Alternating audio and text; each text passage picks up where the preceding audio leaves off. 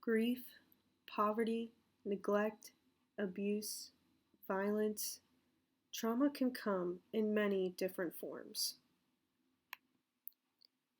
According to the Center for Disease Control, more than half of the children in the United States have experienced some kind of trauma.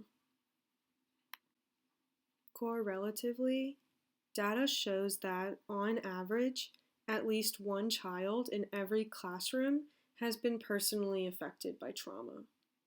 Like any other part of a child's life, trauma finds its way into the classroom.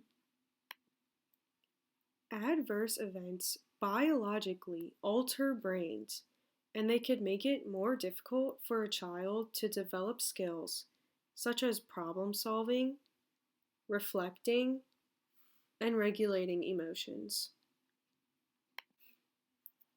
Trauma can even cause lapses in cognition, leaving children with the inability to focus or remember certain topics that they may learn.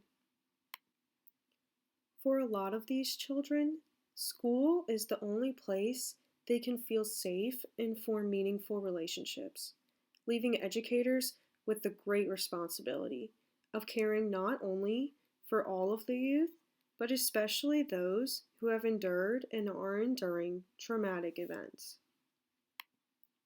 In addition to the stress of teaching an overwhelming number of children, educators now also have the burden of dealing with the personal lives of many of their students. With this burden comes the unfortunate case of secondary trauma. The trauma that comes from witnessing someone else, especially a young student's trauma, can have the same effect on an adult as it does on a child. While being there for their students, educators' brains undergo biological changes that lead to symptoms such as anger, headaches, and a change in workplace behavior, such as missing meetings, lateness, and avoidance.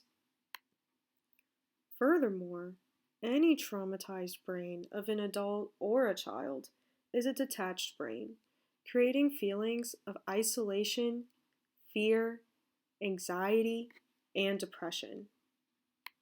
Most teachers are not equipped to handle the trauma and stress every student brings to the classroom.